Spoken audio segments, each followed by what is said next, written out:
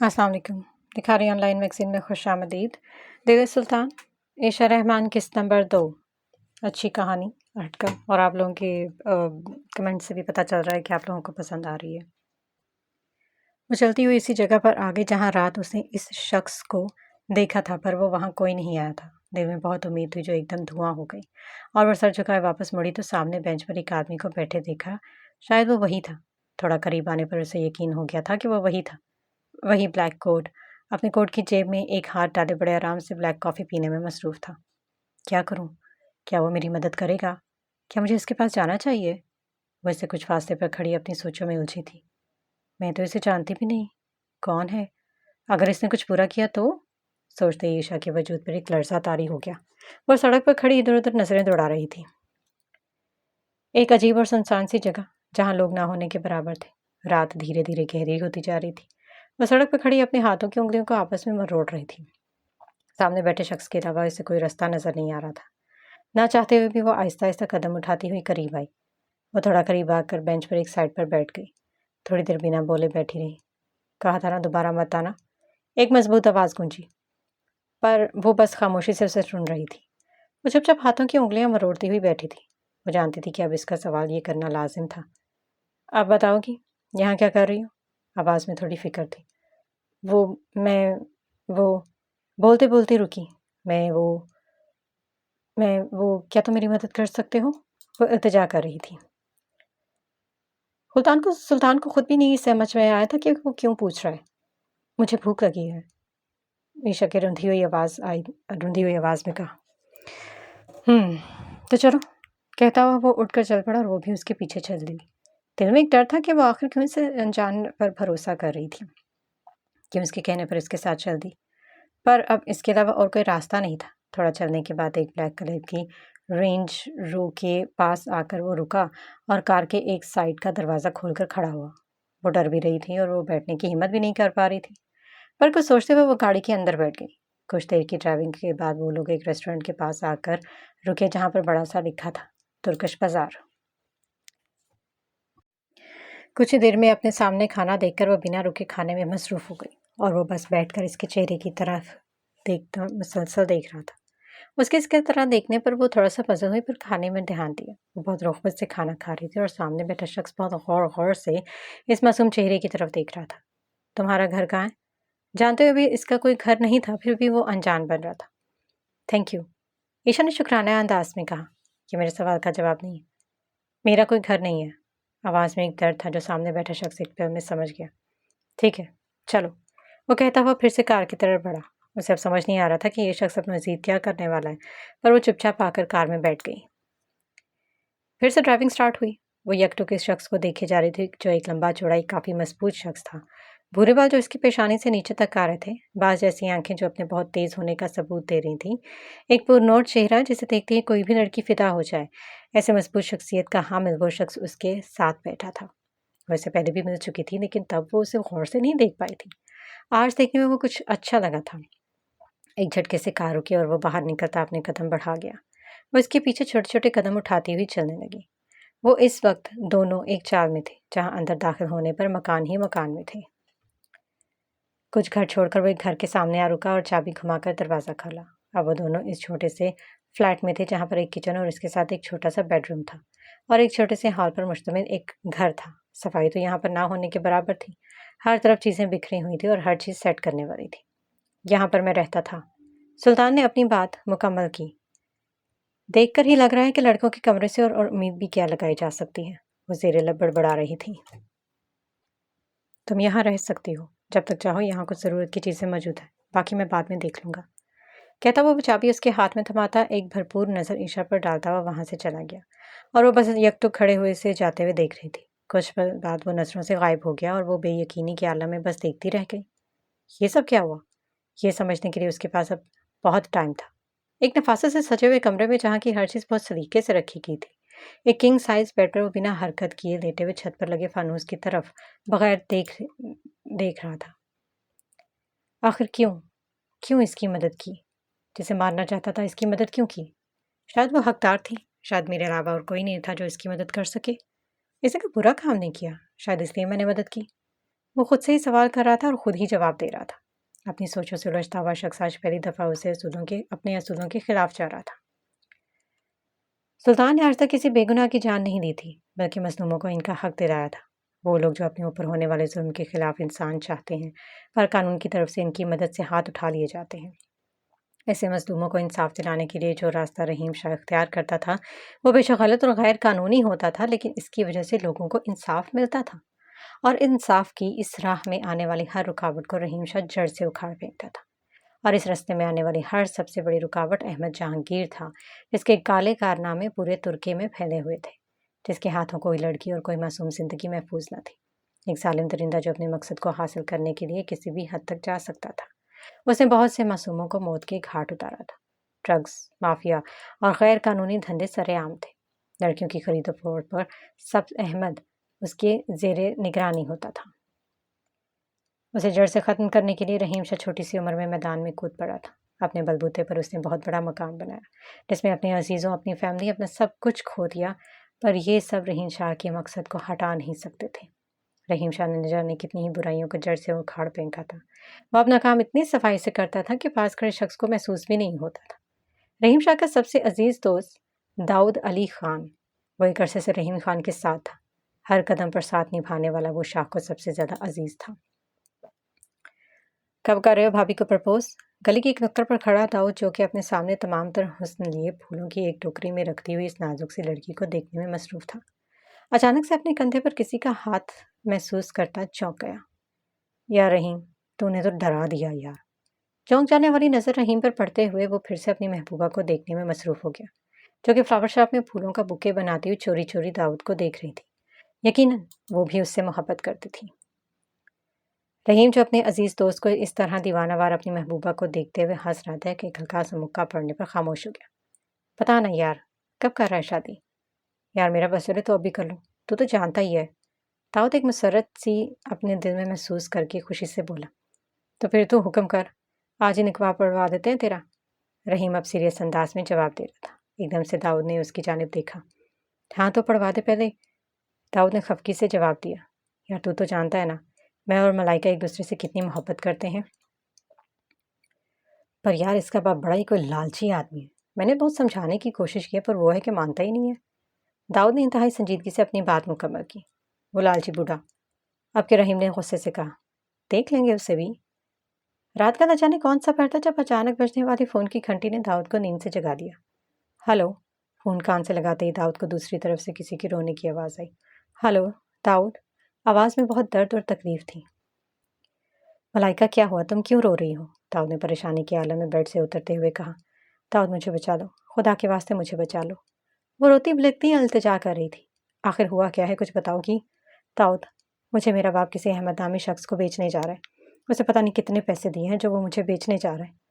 وہ روتی ہوئی اپنی بات مکمل کر رہی تھی، جبکہ اس کی بات پر اس مضبوط شخص نے غصے سے لب بھینچے تھے، جو اپنی مضبوط آواز میں اسے حوصلہ دیتا جلدی سے تیار ہو جانے کا کہہ رہا تھا۔ تم بس تیار رہو، میں آ رہا ہوں ابھی تمہیں لینے، اور ڈرو نہیں، داؤد کے ہوتے ہوئے تمہیں کوئی بھی ہاتھ نہیں لگا سکتا۔ یہ کہتا ہوا فون بند کرتے جلدی سے رحیم کو فون ملانے لگا۔ رحیم، جو گدھے گھوڑے بھیج کر سو رہا تھا، مسلسل فون کی گھنٹی بجنے پر خفت سے فون کی طرف ہاتھ بڑھایا۔ ہلو، رحیم نے نیند میں ڈوبی ہوئی آواز میں سست جواب دیا۔ کہاں مر گئے ہو؟ کب سے فون اٹھ کے رہا ہوں، اٹھا کیوں نہیں رہے؟ داؤد نے غصے سے دھاڑتے ہوئے کہا۔ رحیم شاہ، جو نیند سے آنکھیں مل رہا تھا، داؤد کو اتنے غصے میں دیکھ کر فوراً ہوش میں آیا۔ کیا ہوا یار، میں تو سو رہا تھا۔ تم بتاؤ اتنی رات کو میری یاد کیسے آ رہی ہے؟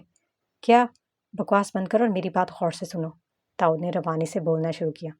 ابھی اور اسی وقت ایک مولوی کو ساتھ لے کر ساتھ والی مسجد میں آؤ، اور ساتھ میں گواہ بھی لانا۔ داؤد اپنا حکم جاری کر چکا تھا، جبکہ رحیم نے حیرانگی سے پوری آنکھیں کھولے بات کو سمجھنا چاہا۔ خیریت، اس وقت کیا ہوا؟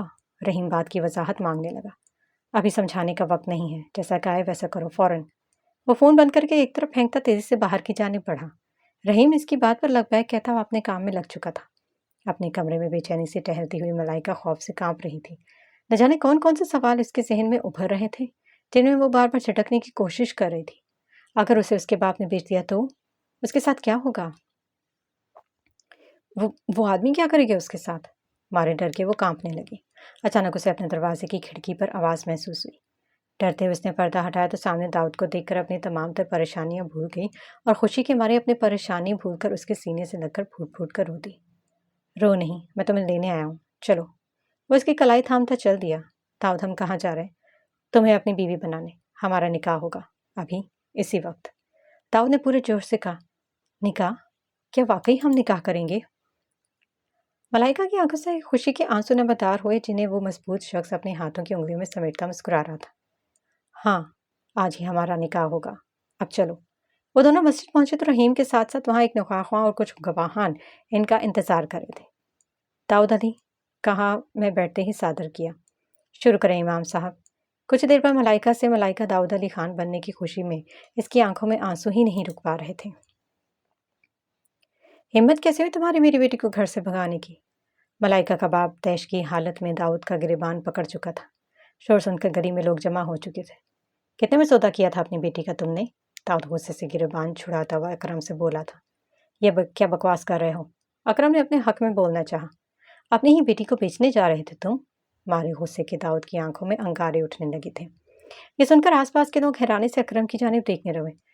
جھوٹ بول رہا ہے یہ؟ اکرم نے پھر سے اپنے حق میں گواہی دینا چاہی تو ملائکہ جو کب سے چپ کھڑی تھی اچانک بول پڑی۔ ابا بتائیں سب کو، آپ نے میرے وجود کی عوض احمد جہانگیر سے کتنے پیسے لیے تھے؟ بتائیں ابا۔ بیٹی کے منہ سے سب سننے کے بعد بس پیچھے کھڑے لوگوں نے اکرم کو برا بھلا کہنا شروع کر دیا۔ ملائکہ اب میری بیوی ہے اور اگر اب آپ نے آنکھ اٹھا کر بھی اس کی طرف دیکھا تو میں آنکھیں نوچ لوں گا، غضب کی حالت میں کہتا ہوا داؤد ملائکہ کا بازو تھامتا اپنے ساتھ لے گیا۔ جبکہ اکرم اب بچتا ہوا گھر میں داخل ہوا پر لوگوں کی گالیوں اور تانوں سے نہ بچ پایا۔ ایک زوردار تھپڑ نے اکرم کو زمین پر گرا دیا۔ میں نے تم سے کہا تھا کہ لڑکی کو پتہ نہیں چلنا چاہیے۔ احمد جہانگیر جو غصے کی حالت میں اکرم سے مخاطب تھا۔ میں نے نہیں بتایا، اس نے خود سن لیا، پتہ نہیں کیسے۔ اکرم نے اسے اپنی بات سمجھانی چاہی۔ ایک اور زوردار تھپڑ نے اسے پھر سے زمین بوس کر دیا۔ اس لڑکی کو تو میں حاصل کر کے رہوں گا۔ احمد جہانگیر کی آنکھوں میں ایک وحشت تھی۔ لے جاؤ اسے اور قید کر دو، جب تک اس کی بیٹی میرے ہاتھ نہیں لگتی اسے حساب دینا ہوگا۔ میں نے کہا تھا نا آج ہی تمہارا نکاح پڑھواؤں گا، دیکھ لو میری بات سچی ہوئی۔ شرارت سے آنکھ مارتا ہوا رحیم داؤد کو چڑھا رہا تھا۔ بکواس نہ کر۔ داؤد نے اپنی شرماہٹ چھپانے کی ایک ناکام کوشش کی۔ میں دعا کروں گا کہ تو اور بھابھی ایک اچھی اور خوشیوں سے بھری ہوئی زندگی گزارو۔ آمین۔ اپنے جان سے عزیز دوست کو گلے لگاتے وہ ایک سکون محسوس کر رہا تھا۔ رات تھکان کے مارے وہ صوفے پر ہی سو گئی تھی۔ صبح اذان کی آواز نے اسے جگا دیا تھا۔ دھیرے سے آنکھیں کھولے وہ اذان کی آواز سن رہی تھی۔ اٹھ کر وضو کیا اور اپنے رب کے حضور سجدہ ریز ہو گئی۔ نہ جانے کتنی دیر وہ اپنے خدا کا شکر ادا کرتی رہی۔ دعا کے لیے ہاتھ اٹھائے اور آنکھوں میں آنسو لیے وہ اپنے خدا کا شکر ادا کر رہی تھی۔ اللہ جی بے شک آپ ہر کسی کی سنتے ہیں، آپ کسی کو بے یار و مددگار نہیں چھوڑتے۔ آپ ہی تو ہیں جو میری شارک سے بھی زیادہ قریب ہیں۔ اللہ جی میں اس شخص کو نہیں جانتی پر پھر بھی اس نے میری مدد کی۔ بے شک وہ آپ کی طرف سے بھیجا گیا وسیلہ ہے۔ میں آپ کی اور اس کی بہت شکر گزار ہوں۔ نہ جانے کتنی دیر وہ رب کا شکر ادا کرتی رہی۔ بیڈ پر کروٹیں بدلتا وہ پوری رات بے چین رہا۔ ایک سوچ جیسے وہ سوچنا نہیں چاہتا تھا بار بار اس کے ذہن میں آ رہی تھی، جسے وہ بار بار جھٹک رہا تھا۔ آج کا دن عشاء کے لیے بہت بڑا تھا۔ آج بہت سے کام تھے جنہیں اسے پورا کرنا تھا۔ سادہ سی لانگ اسکرٹ، اوپر پنک کلر کی سویٹر پہنے کام سے ہودیے میں بھی وہ بہت خوبصورت لگ رہی تھی۔ صاف رنگت، نکھرا ہوا چہرہ، بڑی بڑی خوبصورت آنکھیں، اور اس سادہ سے ہودیے میں بھی وہ کسی کو بھی اپنا دیوانہ کر سکتی تھی۔ ایک کونے سے شروع ہو کر تقریباً 4 گھنٹے کی محنت کے بعد اس نے اس چھوٹے سے فلیٹ کو رہنے کے لائق بنا دیا۔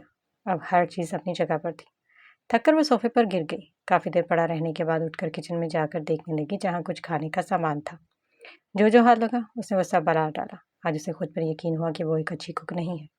کھانا کھانے کے بعد وہ بیڈ پر لیٹ کر گزری ہوئی رات کے بارے میں سوچنے لگی۔ آخر کون تھا وہ؟ کیوں اس نے میری اتنی مدد کی؟ پر جو بھی تھا، عشاء کو آج سے پہلے کسی کے ساتھ بھی اتنا سیف فیل نہیں ہوا تھا۔ پتہ نہیں اس شخص میں ایسا کیا تھا، مجھے ڈر نہیں لگ رہا تھا۔ اوفو، ماتھے پر ہاتھ مارتے ہوئے سے کچھ یاد آیا۔ میں نے تو اسے تھینک یو بھی نہیں کہا۔ کتنی بدھو ہوں میں۔ کیا سوچ رہا ہوگا؟ وہ ایک تھینک یو بھی نہیں بولا۔ اب جب بھی ملا ضرور کہوں گی۔ خود سے ایک عہد کرتی ہوئے تھوڑی سی مطمئن ہوئی۔ وہ بالکنی میں کھڑا ہاتھ میں بلیک کافی پکڑے ہلکے ہلکے سپ لے رہا تھا۔ گہرے گھنے بال جو پیشانی پر بنا ترتیب سے گرے تھے، نہ سونے کی وجہ سے ہلکی سی سوجی ہوئی آنکھیں، سیدھی ناک ہلکی ہلکی مجھے جو سلیقے سے بنی ہوئی تھی، جبکہ داڑھی تھوڑی بڑی ہوئی نیچے کی طرف، کالے رنگ کے ٹراؤزر شرٹ میں وہ بلا کا حسین لگ رہا تھا۔ حسن تو اسے اپنی ماں سے ملا تھا، ویسی ہی آنکھیں، ویسی صورت، وہ بالکل اپنی ماں پر گیا تھا۔ کافی پیتے ہوئے اچانک اس کا فون بجا۔ مرحبا، ایک مضبوط آواز ہوا میں گونجی۔ مرحبا مرحبا سلطان، کیسے ہو؟ یقیناً دوسری طرف ہادی بول رہا تھا۔ ٹھیک ہوں، ایک مختصر سا جواب وہ ہمیشہ مختصر سا جواب دینے کا دیتا تھا۔ سلطان، راشد کا پتہ چل گیا۔ یہ سنتے ہی سلطان کے اعصاب تن گئے۔ کہاں ہے وہ؟ سلطان نے بات کی وضاحت چاہی۔ اس کا نیا ٹھکانہ استقلال اسٹریٹ پر ہے، وہ وہاں چھپا ہوا ہے۔ ایڈریس بھیجو۔ آج شاید اس کا آخری دن ہے، تنے ہوئے اعصاب سے کہتا ہوا سلطان فون بند کر چکا تھا۔ کافی دیر سے وہ اپنا لیپ ٹاپ کھولے اپنے ڈاکومنٹس کو ترتیب دینے میں مصروف تھی۔ ہوا سے جھولتی ہوئی بالوں کی لٹیں پھسل کر اس کے چہرے پر گر رہی تھیں، جنہیں وہ سلیقے سے پیچھے ہٹاتی اپنا کام کرنے میں مصروف تھی۔ آج وہ اپنے ڈاکومنٹس کو پرنٹ آؤٹ کروانے جا رہی تھی تاکہ کہیں جاب کے لیے اپلائی کر سکے۔ ظاہر ہے یہاں رہنے کے لیے اسے جاب تو کرنی ہی تھی۔ عشا کے لیے اب زندگی کی مشکلات شروع ہو گئی تھی، پر اسے ہر قدم پر ہمت کا مظاہرہ کرنا تھا۔ اپنی زندگی کی ایک نئی شروعات کرتے ہوئے وہ اپنا ریزیومے ہاتھ میں تھامے جاب کی تلاش میں نکل گئی۔ وہ جانتی تھی کہ جاب ملنا آسان نہ ہوگا، پر اس کو کوشش تو کرنی ہی تھی۔ بلو جینس پر بلیک کلر کی فل اسکرٹ پہنے، بالوں کو پونی ٹیل میں قید کیے وہ سنبھلتی ہوئی سڑک پر چل رہی تھی۔ آج نہ جانے کیوں اسے سڑک پر چلنے میں بہت ہچکچاہٹ ہو رہی تھی۔ لوگوں کی نظروں سے بچتی ہوئی وہ نازک سی لڑکی 2 رات پہلے ہونے والے واقعے کو بھول نہیں پائی تھی۔ ایک کے بعد دوسری اور پھر تیسری جگہ جانے کے بعد جب کوئی رسپانس نہ ملا تو وہ تھک کر ایک بینچ پر بیٹھ گئی۔ کیا جاب ڈھونڈنا اتنا ہی مشکل ہوتا ہے؟ اسے آج پہلی دفعہ لڑکوں کی کیفیت کا اندازہ ہوا تھا، پر اب اسے ہار نہیں ماننی تھی، اس لیے ایک بار پھر سے اٹھ کر ایک امید باندھتے ہوئے چل دی۔ وہ ایک گروسری مال تھا، کچھ سوچ کر وہ اندر چلی گئی۔ مرحبا، یہ کہتے ہوئے ایک آدمی سے مخاطب ہوئے۔ مرحبا مدام، اس نے جواب دیا۔ میں نے باہر نوٹس دیکھا ہے، یہاں ورکر کی ضرورت ہے۔ جی آپ ٹھیک جگہ پر آئی ہیں، چلیے میرے ساتھ، وہ کہتے ہوئے آدھا بڑھا۔ وہ چپ چاپ اس کے پیچھے پیچھے چلنے لگی۔ کچھ ہی پل کے بعد وہ یہاں کے اونر کے سامنے بیٹھی تھی۔ مرحبا سر، وہ سنبھلتے ہوئے بول رہی تھی۔ مرحبا، سامنے بیٹھے ہوئے لمبے چوڑے شخص نے جواب دیا۔ وہ غور غور سے اس کے چہرے کی طرف دیکھ رہا تھا۔ اس کے دیکھنے پر عشا کچھ دیر پزل ہوئی تھی۔ وہ ہمت کر کے بولی، سر وہ دراصل تو کب سے جوائن کر رہی ہیں آپ؟ یہ کہتا ہوا عشا کو حیران کر گیا۔ وہ آنکھیں کھولی حیرانی سے اسے دیکھ رہی تھی۔ دیکھیں میڈم، ہمیں ورکرز کی ضرورت ہے تو اس کے لیے اب سلیکٹ ہو گئی ہیں۔ کیا؟ اسے سمجھ نہیں کہ وہ خوش ہو کے حیران۔ آپ سچ کہہ رہے ہیں؟ میرا مطلب میں واقعی سلیکٹ ہو گئی ہوں؟ یقین نہیں آ رہا۔ تو کب سے جوائن کر رہی ہیں؟ اس نے پھر سے پوچھا۔ میں پرسوں سے ہی جوائن کر لوں گی سر۔ تھوڑی بہت بات چیت کے بعد وہ باہر آ گئی۔ وہ سڑک پر کھڑی خوشی سے اچھل رہی تھی، اسے واقعی جاب مل رہی تھی۔ کوئی نہیں تھا جسے وہ اپنی خوشی شیئر کرتی، پر اسے افسوس نہیں تھا۔ راشد، جلدی یہاں سے اپنا کام ختم کرو، مجھے لگتا ہے کہ انہیں پتہ چل گیا ہے کہ ہم یہاں ہیں۔ ڈری ہوئی آواز سے ایک آدمی راشد کو سمجھانے کی کوشش کر رہا تھا۔ فکر نہ کرو، ہمیں کسی کو بھی نہیں پتا ہم یہاں ہیں۔ کہتا ہوا وہ ڈرگس کی پڑیوں کو ترتیب دینے لگا۔ یہ سارا مال آج کے آج ہی ہمارے اڈے تک پہنچنا ہے، اسے جلدی جلدی ہاتھ چلاؤ، سختی سے اپنے ملازموں کو کہتا ہوا وہ ہاتھ چلانے لگا۔ اتنی بھی کیا جلدی ہے؟ ایک مضبوط آواز نے راشد کے ہاتھ روکے تھے۔ بہت فاسٹ ہو تم لوگ، اتنی بھی کیا جلدی ہے، تھوڑی سی خاطر تواضع تو کر لو۔ ایک تنزیہ مگر مضبوط آواز میں کہتا ہوا سلطان اچانک اس چھوٹے سے کمرے میں داخل ہوا۔ بلیک ہوڈ اور بلیک لانگ کوٹ میں خود کو کور کیے ہوئے وہ اپنے سٹائل میں سب کو حیران کر گیا تھا۔ راشد جو جلدی جلدی ہاتھ چلا رہا تھا، سلطان کو دیکھ کر سر سے پیر تک پسینے میں شرابور ہو گیا۔ سلطان، وہ بمشکل اپنے الفاظ نکال رہا تھا۔ اچانک ہوا میں ایک فائر کی آواز نے سب ملازموں کو زمین پر بیٹھنے پر مجبور کر دیا۔ سلطان، مجھے چھوڑ دو، میں تو بس حکم کی تعمیل کر رہا تھا۔ راشد کانپتی ہوئی آواز میں گھٹنوں کے بل بیٹھا التجا کر رہا تھا، جبکہ 2 آدمی گنس لے کر اس کے سر پر کھڑے تھے۔ اس کے ذرا سا ہلنے پر بھی اس ایک چوٹ پر نیچے بٹھا دیتے۔ پچھلی دفعہ بھاگ نکلے تھے نا تم؟ میں نے تمہیں وارن کیا تھا، دوبارہ ہاتھ لگو گے تو جان سے جاؤ گے۔ ایک زوردار آواز نے ڈرتے ہوئے راشد کو مزید ڈرانے کا کام کیا۔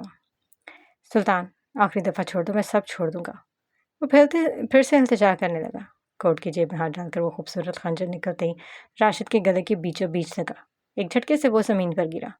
اپنی کرسی سے اٹھ کر غصے کی حالت میں سلطان نے ایک کے بعد ایک خنجر اس کے جسم میں اتارنے شروع کر دیا۔ درد کی شدت سے چلاتا ہوا وہ اپنے ہاتھ پاؤں مارنے لگا، پر وہ سلطان ہی کیا جو کسی ظالم پر رحم کرے۔ خون سے رنگے ہوئے ہاتھ کپڑوں سے صاف کرتا ہوا وہ اٹھ کھڑا ہوا۔ یہ سب کچھ جتنی جلدی ہو سکے یہاں صفائی کرو، یہاں کوئی نشان نہیں رہنا چاہیے۔ یہ سب کچھ صاف کرنے کا حکم دے کر اپنا کوٹ درست کرتا ہوا ایک چھوٹے سے کمرے سے باہر نکلا۔ اپنی گردن کو مروڑ کر ایک سائڈ پر کرتا، ہوٹ سر پر ڈالے وہ بے رحم انسان سڑک پر بے دھیانی سے چل رہا تھا۔ احمد جہانگیر صوفے کے پٹ سے ٹیک لگائے ہاتھ میں سگار سلگائے ہلکے ہلکے کش لے رہا تھا، جبکہ اندر داخل ہوتے ہوئے فرقان کی آنکھوں میں ندامت اور ڈر تھا۔ جناب، ایک سست سی آواز سے فرقان نے اپنی بات بتانے کی کوشش کی۔ مال ہمارا گودام میں پہنچ گیا، احمد جہانگیر نے بلند آواز میں پوچھا۔ وہ دراصل، بولتے ہوئے فرقان کی آواز لڑکھڑا رہی تھی، وہ دراصل جناب، سلطان نے راشد اور اس کے ساتھیوں کو قتل کر دیا اور سارا گودام جلا دیا۔ فرقان نے ابھی اپنی بات مکمل ہی کی تھی کہ ایک بھاری ہاتھ اپنی گردن پر محسوس ہوا۔ تم ایک گودام کی حفاظت نہیں کر سکے؟ احمد جہانگیر غصے اور تیش کے عالم میں دھاڑ رہا تھا۔ فرقان کے گلے میں اپنے ہاتھ کی گرفت مضبوط کرتا وہ غصے میں اپنے ہاتھ میں پکڑا ہوا سگار دور پھینک چکا تھا۔ وہ جناب، فرقان بمشکل بول رہا تھا۔ ایک جھٹکے سے دور پھینکتا ہوا وہ زور زور سے دیوار پر مکوں کی برسات کرنے لگا۔ زمین پہ پڑا ہوا فرقان اپنے حواس درست کرنے کی کوشش کر رہا تھا۔ وہ جانتا تھا کہ یہ خبر سننے کے بعد احمد جہانگیر اس کے ساتھ کیا کرے گا۔ کافی دیر اپنا غصہ دیوار پر نکالنے کے بعد وہ غصے سے دھاڑا تھا۔ سلطان کی کوئی کمزوری تلاش کرو، بلند آواز میں کہتا ہوا وہ پھر سے صوفے پر گر گیا۔ مجھے وہ ہر قیمت پر چاہیے، ہر قیمت پر۔ مجھے اس رات میں ہی اسے مار دینا چاہیے تھا۔ اسے چھوڑ کر میں نے بہت بڑی غلطی کی۔ جبکہ پاس کھڑے فرقان کو اس بات کا بخوبی علم تھا کہ ایسا ممکن نہیں ہو سکتا۔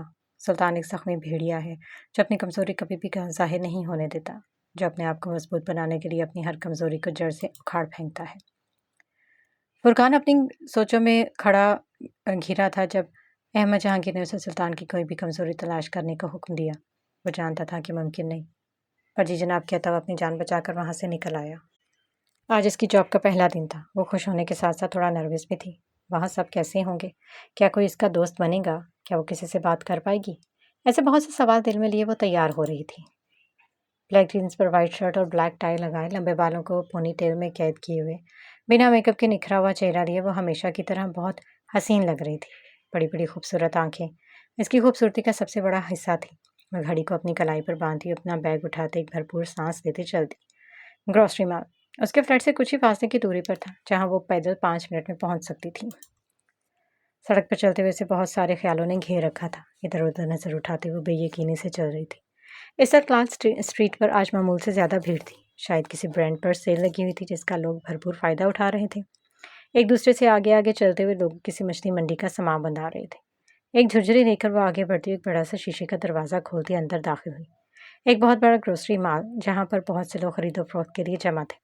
وہ راہداری سے آگے بڑھتے ہوئے مینیجر کے آفس کی طرف گئی۔ جو ہی اس نے دروازہ کھولا تو سامنے کا منظر دیکھ کر 1 منٹ کے لیے تو حیران رہ گئی۔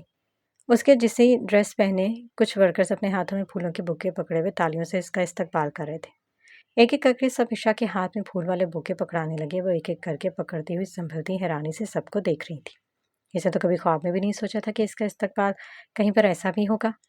مسٹر وحید، جو یہاں کے آنر تھے، آگے بڑھ کر عشا کی طرف اپنا ہاتھ بڑھایا، جسے کچھ سوچتے ہوئے اس نے ملا لیا۔ Welcome madam, welcome to our place, وہ ترک میں کہتا ہوا اس کا استقبال کرنے لگا۔ Thank you sir, thank you so much. Isha نے خوش دلی سے سب کا شکریہ ادا کیا۔ کچھ ہی دیر میں وہ سب وہاں سے چلے گئے، جبکہ 30 سے 35 سال کے درمیان کی لڑکی وہاں کھڑی رہی۔ مس عشا، ان سے میں تو یہ مس حالہ ہیں، یہ یہاں کی ہیڈ آف سٹاف ہیں۔ مسٹر وحید اب اسے سمجھانے لگے تھے۔ یہ تمہیں سب سمجھا دے گی، ان سے تم کسی بھی قسم کی ڈیٹیل لے سکتی ہو۔ عشا سب باتوں کا اس بات میں سر ہلا کر جواب دے رہی تھی۔ کچھ ہی دنوں میں مس حالہ کے آفس میں تھی، جو عشا کو اس کا کام سمجھانے میں لگی تھی۔ یہ دیکھو، وہ کمپیوٹر کی اسکرین پر اسے کچھ دکھانے کے ساتھ ساتھ سمجھا رہی تھی۔ بہت ساری لسٹ دیکھنے کے بعد اس کو کچھ سمجھ نہ آیا تو بے یقینی سے وہ حالہ کی طرف دیکھنے لگی اور حالہ اسے دیکھتے ہوئے سمجھانے لگی۔ یہاں ہر ویک نیا گروسری پیکج آتا ہے اور سب کچھ اس کی لسٹ ہمارے پاس ہوتی ہے۔ سارا سامان اپنی نگرانی میں تمہیں چیک کر کے اپنی اپنی جگہ پر رکھوانا ہوگا۔ جو جو چیز مسنگ ہے اس کی رپورٹ تمہیں مجھے دینی ہوگی، اور جو جو چیز خراب یا انفریش ہے اسے الگ کرنا ہوگا۔ تمہیں ہر ویک لسٹ سے مطابق اپنی نگرانی میں چیک کرنا ہوگا۔ اب حالہ اسے سب کچھ ڈیٹیل سمجھانے میں لگی تھی، جسے سمجھتے وہ سر اس بات میں ہلا رہی تھی۔ کچھ تو اس کی باتوں میں چیزیں سمجھ آ گئی تھی کہ اسے کیا کرنا ہے، لیکن حالہ اسے تسلی دیتی ہوئی سمجھائی جا رہی تھی کہ آج تمہارا پہلا دن ہے اور پہلے دن ایسے ہی ہوتا ہے، پریشان مت ہونا۔ اگر کچھ سمجھنا ہے تو مجھ سے بلا جھجک پوچھ سکتی ہو۔ حالانکہ ایک ہیلپنگ خاتون تھی جو یہاں پر پچھلے 2 سالوں سے کام کر رہی تھی۔ اپنے کام کی وجہ سے وہ بس 2 سالوں میں ہی یہاں اسٹاف کی ہیڈ بن گئی تھی۔ عشا اپنے ہاتھ میں پکڑے ہوئے ٹیب پر آج کے سامان کی لسٹ کو غور غور سے دیکھ رہی تھی۔ آج نیا پیک آنے والا تھا جسے سنبھالنے کی ذمہ داری اب اس کی تھی۔ وہ تھوڑی سی نروس ہوتی ہوئی اپنے کام کو دھیان سے کر رہی تھی تاکہ کسی کو بھی اس کی طرف سے شکایت نہ ملے۔ حالہ بھی پہلا دن ہونے کی وجہ سے اس کی مدد کر رہی تھی۔ وہ اس کو ہر چیز چیک کرنے میں مدد کر رہی تھی، ہر چھوٹی چھوٹی بات سمجھا رہی تھی۔ اس طرح سے مدد کرتی ہوئی حالہ اسے بہت اچھی لگی تھی۔ صبح 9 سے لے کر شام 5 بجے تک ایک لمبے اور مصروف دن کے بعد اپنا کام مکمل کر کے وہ حالہ کے آفس میں آئی تو حالہ کے ساتھ مسٹر وحید کو دیکھ کر دروازہ ادب سے نوک کرتی ہوئی کمرے میں داخل ہوئی۔ اور مس عشا، مسٹر وحید نے مسکراتے ہوئے اسے بیٹھنے کا اشارہ کیا۔ مس حالہ بتا رہی تھی کہ تم نے آج اپنا کام بہت محنت اور لگن سے کیا ہے۔ مسٹر وحید نے تعریف کرتے ہوئے عشا کی طرف اوپر سے لے کر نیچے تک ایک بھرپور نظر گھمائی۔ تھینک یو سر، پر مس حالہ نے بہت مدد کی، اگر وہ نہ ہوتی تو میرے لیے بہت مشکل ہو جاتا۔ عشا نے تھوڑا پزل ہو کر جواب دیا۔ آئی ایم امپریسڈ، پہلے ہی دن تم نے اپنی ڈیوٹی سنبھال دی۔ مسٹر وحید نے پھر سے تعریف کی جسے اس نے مسکراتے ہوئے قبول کیا۔ ڈیوٹی سے 5 بجے آف ہونے کے بعد سب کو مس حالہ کے آفس میں رپورٹ کرنی ہوتی ہے، مسٹر وحید نے اسے سمجھاتے ہوئے کہا۔ اوکے سر، یہ کہتے ہوئے ایک رجسٹر پر سائن کرنے لگی۔ پہلا دن اسے آج بہت کچھ سیکھنے کو ملا تھا، وہ بہت خوش تھی، پر ایسا کوئی نہیں تھا جس سے وہ اپنی خوشی شیئر کر سکے۔ مال سے باہر کھڑی وہ سوچ رہی تھی۔ وہ یہ سوچتے ہوئے سڑک کے کنارے پر لگے ڈبل بینچ پر بیٹھ گئی۔ بینچ کا ایک منہ سڑک کی طرف جبکہ دوسرا منہ سڑک کے دوسری طرف تھا۔ شام کے وقت سڑکوں پر بہت چہل پہل تھی، کچھ لوگ اپنے کاموں سے گھر کی طرف جبکہ کچھ لوگ اپنے کام پر اب جا رہے تھے۔ سڑک کے کنارے پر لگے ہوئے اونچے بلب اب باری باری جلنے لگے تھے جن کی روشنی شام کے وقت اپنے پر پھیلا رہی تھی۔ اس ایک بلب کے نیچے لگے بینچ پر وہ اپنے دونوں ہاتھ آپس میں باندھے بہت سی سوچوں میں الجھ رہی تھی۔ گہرے بھورے بال جو کہ بار بار ہوا سے پھسل کر چہرے پر گر رہے تھے جنہیں وہ بار بار اپنے نازک ہاتھوں سے پیچھے کرتی، ہاتھ پھر سے باندھ دیتی۔ اچانک اسے اپنے پیچھے والے بینچ پر کسی کے بیٹھنے کا احساس ہوا۔ گردن گھما کر دیکھنے پر اس کی خوبصورت آنکھوں میں اچانک سے چمک ابھری۔ Black long coat, black hood میں خود کو کور کیے وہ اپنے مخصوص سٹائل میں ہاتھ میں اخبار پکڑے بڑے آرام سے ٹانگ پر ٹانگ رکھے اخبار پڑھنے میں مصروف تھا۔ ایک پل کے لیے عشا کی دھڑکنیں جیسے ساکت ہو گئی۔ وہ ایسے اچانک وہاں، کیا وہ اس کا پیچھا کر رہا تھا؟ کیا وہ جانتا تھا کہ وہ کیا کر رہی ہے؟ یا پھر بس یہ اتفاق تھا؟ ایسے بہت سے سوال عشا کے ذہن میں ابھر رہے تھے، پر اپنے سب سوالوں کو جھٹک کر وہ اپنی جگہ سے اٹھ کر پیچھے والے بینچ پر سے تھوڑے سے فاصلے پر بیٹھ گئی۔ مرحبا، پہل عشا نے کی۔ مرحبا، ایک مضبوط لیکن سرد آواز میں جواب مل گیا۔ میں عشا کو سمجھ نہیں آ رہا تھا کہ بات کہاں سے شروع کرے۔ وہ تھوڑا جھجک کر بولی تھی جبکہ پاس بیٹھا ہوا شخص بنا نوٹ کیے اخبار پڑھنے میں مصروف تھا۔ وہ مجھے تم سے بات کرنی تھی، وہ اب پرزور آواز میں بولی۔ بنا اخبار سائڈ پر کیے ایک مختصر جواب ملا۔ وہ مجھے تمہارا شکریہ ادا کرنا تھا، عشا نے شکرانے انداز میں کہا۔ کس لیے؟ پھر سے ایک مختصر جواب ملا۔ تم نے میری اتنی مدد کی، میری جان بچائی۔ وہ اب اپنی بات کر چکی تھی جسے کافی دنوں سے کہنا چاہتی تھی۔ میں یہ تمہارا احسان کبھی نہیں بھول سکتی۔ لب کاٹتی ہوئی وہ اپنی بات مکمل کر چکی تھی۔ وہ بہت کچھ کہنا چاہتی تھی پر آج اس کے الفاظ جیسے کہیں کھو گئے تھے۔ وہ بس اتنا ہی بول پائی۔ چہرے سے اخبار ہٹا کر اب وہ عشا کے چہرے کی طرف یکٹک دیکھ رہا تھا۔ اپنے ہاتھوں کو دباتی ہوئی، لب کاٹتی ہوئی معصوم اور نازک سی لڑکی اسے نہ جانے کیوں یہ پوچھنے پر مجبور کر گئی۔ تم ٹھیک ہو؟ ایک مضبوط آواز نے عشا کی پریشانی اور جھجک کو 1 منٹ میں دور کیا۔ آج پہلی دفعہ کوئی اس سے پوچھ رہا تھا کہ وہ ٹھیک تو ہے۔ یہ سوال آج سے پہلے کسی نے اس سے نہیں پوچھا تھا۔ وہ بتانا چاہتی تھی کہ اس نے اپنی زندگی میں کتنی مشکلات کا سامنا کیا اور کتنے مشکل دور سے گزری۔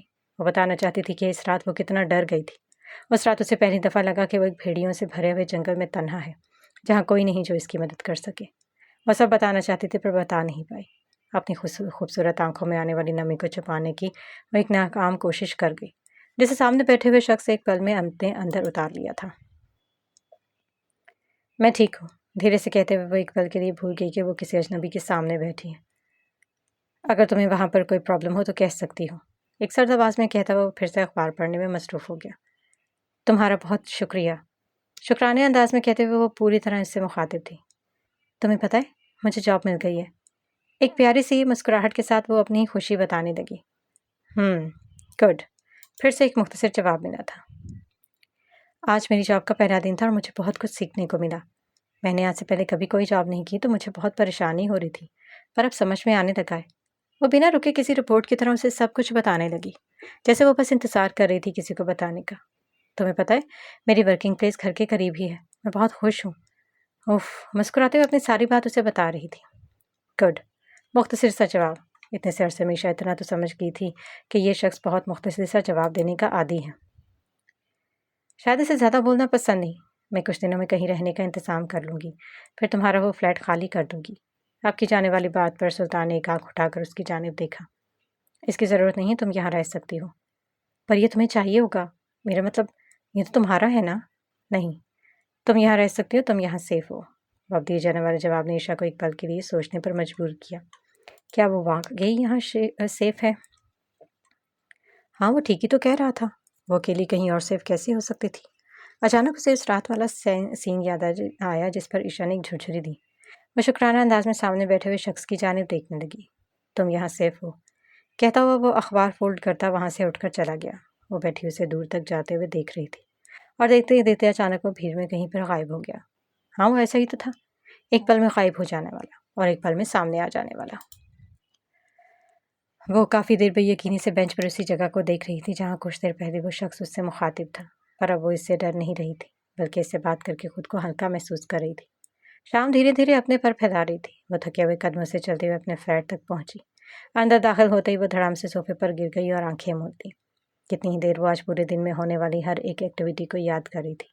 پھر بھوک نے اپنا زور پکڑا تو کچن میں اٹھ کر آ گئی۔ کھانے کے نام پر اسے بس چند چیزیں ہی بنانی آتی تھی جو اس نے اور فن ہوم نے مشکل سے سیکھی تھی۔ تب وہ ہمیشہ سوچتی تھی کہ کیا کبھی اسے خود بھی کوکنگ کرنی پڑے گی، پر اب ٹائم آ گیا تھا کہ خود اسے اپنے لیے سب بنانا تھا۔ کھانا بناتے ہوئے کئی دفعہ اس کا ہاتھ جلا، جسے سہتی ہوئی آنکھوں میں آنے والی نمی کو اپنے اندر اتارتی ہوئی وہ بہت کچھ سہ گئی۔ اب اچانک وہ خود کو بچی سے بڑا سمجھنے لگی تھی۔ وہ آرفن کیئر میں رہنے والی چھوٹی سی بچی اتنی جلدی بڑی ہو جائے گی اس نے کبھی نہیں سوچا تھا، پر اب نہ ختم ہونے والا سفر شروع ہو چکا تھا جسے اب اسے ہر حال میں طے کرنا تھا۔ کھانا بناتے ہوئے اچانک گرم تیل اس کے ہاتھ پر پڑا، منہ سے ایک آہ نکلی جسے سننے والا کوئی نہیں تھا۔ کبھی کبھی وہ خود کو دنیا کی سب سے بدترین بد نصیب لڑکی سمجھتی تھی جسے پیدا کرتے ہی پھینک دیا گیا، جس کی خبر لینے والا شاید اس دنیا میں کوئی نہیں تھا۔ اپنے ہاتھ کا بنا ہوا کھانا وہ بد ذائقہ تھا، اب اسے کھانا ہی تھا۔ کھانا کھانے کے بعد وہ کمرے میں بیڈ پر نیم تراز ہو کر اپنے ذہن میں آنے والی سوچوں سے الجھنے لگی۔ بہت دیر تک سوچتی رہی، اب آگے کیا ہوگا، کیسے رہوں گی میں اکیلے، کیا کروں گی۔ ایک اکیلی لڑکی کبھی محفوظ نہیں ہوتی، یہ تو وہ اسی رات جان گئی تھی جب وہ تنہا رات کے اندھیرے میں کچھ انسانی بھیڑیوں کے ہاتھ لگ گئی تھی۔ اس رات اگر وہ شخص نہ ہوتا تو اس کے ساتھ کیا ہوتا، یہ سوچ کر اس کے سارے وجود میں ایک لرزہ طاری ہو جاتا تھا۔ بظاہر وہ ایک اسٹرانگ پرسنالٹی رکھتی تھی، پر اندر سے وہ کتنی کمزور تھی یہ تو بس وہی جانتی تھی۔ اگر اس رات وہ انسان اس کی جان نہ بچاتا تو شاید آج میں نے تو اس کا نام بھی نہیں پوچھا، کتنی پاگل ہوں میں بھی، کم سے کم نام تو پوچھ سکتی تھی۔ ایک چپت اپنے سر پر لگاتے ہوئے وہ سوچ رہی تھی، چلو جب دوبارہ ملے گا تو ضرور پوچھ لوں گی، پر پتہ نہیں کب ملے گا، اچانک آتا ہے اور اچانک ہی غائب ہو جاتا ہے، پتہ نہیں کون ہے اور میری مدد کیوں کر رہا ہے۔ یہ سب سوچتے ہوئے نہ جانے کب اس کی آنکھ لگی اور اسے پتہ بھی نہیں چلا۔ فرقان، میں نے تمہیں ایک کام سونپا تھا۔ جی جناب۔ احمد جہانگیر کے سوال کرنے پر فرقان نے اپنے منصوبے کے بارے میں اسے آگاہ کیا۔ جناب، جیسا آپ نے کہا تھا، سلطان کے پیچھے اپنے آدمیوں کو لگا دیے، وہ بنا کسی کو خبر ہوئے اس پر نظر رکھے ہوئے، ہمیں ہر قدم بہت سنبھال کے رکھنا ہوگا۔ سلطان باز جیسی نظر رکھتا ہے، اسے بچنا ناممکن ہے، پر پھر بھی اپنے آدمیوں سے بہت احتیاط ہے۔ احمد جہانگیر تاکید کر رہا تھا، بس کوئی ایک کمزوری ہاتھ لگ جائے تمہارے، بس ایک سلطان، صرف ایک، تم سوچ بھی نہیں سکتے تمہارے ساتھ کیا کروں گا میں۔ احمد جہانگیر ایک شیطانی مسکراہٹ کے ساتھ خود سے مخاطب تھا۔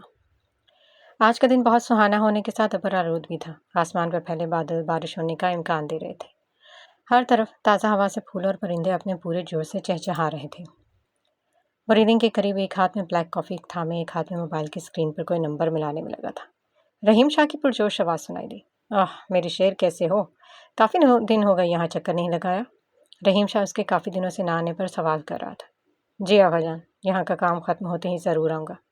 کیا مطلب؟ ابھی کام ختم نہیں ہوا؟ نہیں آغا جان، مجھے ابھی کچھ دن یہیں پر رہ کر دیکھنا ہوگا، کہتے ہوئے وہ ایک دم سے ہی اس نازک سی لڑکی کا خیال آیا۔ تمہیں پتہ ہے مجھے جاب مل گئی، آج میرا پہلا دن تھا۔ اچانک ہی اس کی باتیں سلطان کے ذہن میں آنے لگی۔ شاید وہ یہاں بس اسے دیکھنے کے لیے رکا تھا، اگر وہ چلا جاتا تو؟ پر نہیں، وہ اس کے لیے کیوں رکے گا؟ آخر وہ اس کی کیا لگتی تھی؟ نہیں، وہ تو بس اپنے کام کے لیے رکا تھا۔ اپنے ذہن میں آنے والی ان باتوں کو وہ بار بار جھٹک رہا تھا۔ وہ یہ نہیں سوچنا چاہتا تھا۔ ہلو، اپنی سوچوں میں کھو گئے کیا؟ پتہ ہی نہیں چلا کب رحیم شاہ نے اسے کچھ کہا۔ اچانک ہی وہ حال میں آیا۔ جی آغا جان، یہاں کام ختم ہوتے ہی واپس آ جاؤں گا۔ جس سوچ کو وہ غلطی سے سوچنا بھی نہیں چاہتا تھا، وہ سوچ بار بار اس کے ذہن میں آ رہی تھی۔ سلطان ایک بہت مضبوط پرسنالٹی کا مالک تھا۔ وہ ایسی چھوٹی سوچوں کو اپنے دماغ پر حاوی نہیں ہونے دیتا تھا۔ وہ جانتا تھا کہ ایسی سوچ اور ایسے جذبے کی اس دنیا میں کوئی جگہ نہیں ہے۔ بس یہ ایک کمزوری ہے، اور سلطان اپنی کمزوریوں کو جڑ سے اکھاڑ دینا جانتا ہے۔ وہ اپنے خادموں میں مست سوئی ہوئی تھی، جیسے اسے دنیا اور یہاں کے کاموں سے کوئی غرض نہ تھی۔ بے فکری سے سوتی ہوئی یہ بھول گئی کہ اب اسے کام پر بھی جانا ہے۔ الارم کلاک نے جب شور مچایا تو وہ جھٹکے سے اٹھ بیٹھی اور ایک نظر وقت پر ڈالتے ہوئے اپنے ماتھے پر ہاتھ مارتے واش روم میں گھس گئی۔ تیار ہونے سے لے کر ناشتہ کرنے تک اسے بس 15 منٹ ہی لگے تھے۔ آج اس نے جان لیا تھا کہ تیار جلدی ہونے میں وہ ماہر ہے۔ بالوں کو پونی ٹیل میں قید کرتی وہ اپنے سیل فون اٹھاتی جلدی جلدی باہر نکل گئی۔ آج دوسرا دن تھا اور وہ لیٹ تو بالکل بھی نہیں ہونا چاہتی تھی، اسے جلدی جلدی تیز تیز قدم اٹھاتی ہوئے چلنے لگی۔ آج موسم کافی خراب تھا، کچھ ہی دیر میں بارش ہونے کا امکان تھا۔ سب لوگ سڑک پر جلدی جلدی چلنے میں مصروف تھے۔ تقریباً بھاگتے ہوئے اس نے آنے کی وجہ سے اب اس کی سانس لینا مشکل ہو رہا تھا۔ مالپی کے دروازے پر کھڑے ہو کر اپنے حواس سنبھالتی ہوئی وہ اندر داخل ہوئی۔ مسز شاہ، ویلکم۔ مسٹر وحیم نے گرم جوشی سے اس کا استقبال کیا۔ ایک مکمل سوٹ پہنے وہ ادھیڑ عمر کا شخص اپنی عمر سے کافی چھوٹا لگتا تھا۔ یہ شخص سب کا ایسے ہی ویلکم کیا کرتا ہے کیا؟ وہ سوچتی ہوئی آگے بڑھی۔ بالکل ٹھیک ٹائم پر آئی ہوں، دیکھو آج مس حالہ نے آنے میں دیر کر دی۔ مسکراتا وہ ابیشا سے مخاطب تھا۔ جی سر، وہ دراصل مجھے لگا کہ میں لیٹ ہو گئی ہوں۔ شکر کرتے ہوئے وہ جواب دینے لگی۔ اتنے میں مس حالہ بھی وہاں پر پہنچ گئی۔ سوری سر، میں آج لیٹ ہو گئی، دراصل موسم کی وجہ سے ٹریفک میں پھنس گئی تھی۔ حالہ نے اپنے لیٹ آنے کی وجہ بتاتے ہوئے ایک بھرپور نظر عشا پر ڈالی، جو دھلے ہوئے صاف چہرے اور پونی ٹیل میں ہمیشہ کی طرح خوبصورت لگ رہی تھی۔ سچ سنور کر تو یہ لڑکی قیامت لگے گی، وہ دل ہی دل میں بڑبڑائی۔ وہ معمول کے مطابق اپنے کام میں مصروف تھی، ہر ریک پر رکھی ہوئی چیزیں دیکھتی ایک ایک بک پر کچھ نوٹ کر رہی تھی۔ کم وقت میں ہی وہ اپنے کام کو اچھے سے سمجھ گئی اور اچھے سے کر رہی تھی۔ ایک خوبصورت ترکش ڈیزائن میں سجے ہوئے ہال میں جہاں کی ہر چیز سلیقے سے رکھی ہوئی تھی، پرسکون ماحول میں بھی اسے بے چینی ہو رہی تھی۔ کیوں؟ وہ یہ نہیں جانتا تھا، پر کچھ تو ایسا تھا جسے وہ محسوس کر رہا تھا۔ نہ چاہتے ہوئے بھی اس نے کچھ سوچتے ہوئے اپنے قدم باہر کی طرف بڑھائے۔ وہ شیلف پر رکھے ہوئے تازہ سبزیوں کو ایک ایک کر کے دیکھ رہی تھی، کچھ ٹھیک تھیں کچھ خراب، اور وہ انہیں الگ کرنے میں لگی تھی۔ جبکہ اس سے کچھ فاصلے پر کھڑا بلیک لانگ کوٹ پہنے وہ اسے کنکھیوں سے دیکھ رہا تھا۔ وہ یہاں کیوں آیا تھا وہ خود بھی نہیں جانتا تھا۔ وہ اسے اپنا ہر کام کرتے ہوئے بہت غور غور سے دیکھ رہا تھا۔ وہ کبھی جھکتی سامنے پڑی ہوئی چیزوں کو اٹھاتی تو کبھی واپس رکھتی، کبھی اپنی بک میں کچھ نوٹ کرتی، اور کبھی پھسل کر سامنے آ جانے والی اپنے بالوں کی لٹوں کو ہاتھ سے پیچھے کرتی۔ وہ اسے ہر کام کرتے ہوئے بہت دلچسپی سے دیکھ رہا تھا۔ اپنی چیزیں اٹھاتے ہوئے شک اچانک خود پر کسی کی نظروں کا ارتکاز ہوا۔ یہاں وہاں نظر گھمانے پر اسے کچھ نظر نہ آیا تو وہ سر جھٹکتے ہوئے پھر سے کام میں لگ گئی، جبکہ ایک ریک کے پیچھے چھپا وہ شاید بچ گیا تھا۔ وہ جہاں جہاں بھی جاتی سلطان کی نظریں اس پر جمی رہتی۔ وہ اسے یوں کام میں مصروف دیکھ کر کچھ مطمئن ہوا تھا۔ ایک مصروف اور لمبے دن کے بعد جب اپنا کام ختم کر کے وہ مس حالہ کے آفس میں رپورٹ کرنے آئی تو مسٹر وحید کو وہاں دیکھ کر 1 منٹ کے لیے رکی، پھر ڈور ناک کر کے اندر داخل ہوئی۔ مرحبا مس عشا، مسٹر وحید کے کہنے پر جواب میں عشا نے بھی جواب دیا اور آگے بڑھ کر سائن کرنے لگی۔ سائن کرتے وہ دونوں سے اجازت طلب کر کے باہر کی جانب چل دی۔ مسٹر وحید اور مس حالہ شاید کافی قریب ہیں، اس لیے جب بھی دیکھو ساتھ ہی ہوتے ہیں، خود سے کہتے ہوئے وہ سیدھا گھر کی جانب نکلی۔ آج بہت کام ہونے کی وجہ سے وہ بہت تھک گئی تھی، جسم کا پرزا پرزا درد ہو رہا تھا۔ مزید ایک کام کرنے پر بھی کھانا تو بنانا تھا۔ یہ سوچتے ہوئے وہ ایک دم سے چڑ سی گئی۔ اف یہ کوکنگ، اس نے چڑ کر کہا، اگر میں امیر ہوتی تو مجھے کھانا بنانا نہ پڑتا، میں آرڈر کر لیتی یا پھر کوئی ملازمہ رکھ دیتی، پر کوکنگ ہرگز نہ کرتی۔ غصے میں کہتے ہوئے وہ تھکے تھکے قدموں سے چل رہی تھی۔ چلتے چلتے گھر میں داخل ہوئی تو کچھ فاصلے پر چلتے ہوئے شخص کو جیسے اطمینان ہوا، اب وہ سیف ہے۔ اپنے قدم واپس موڑ کر کہتا وہ بھیڑ میں کہیں غائب ہو گیا۔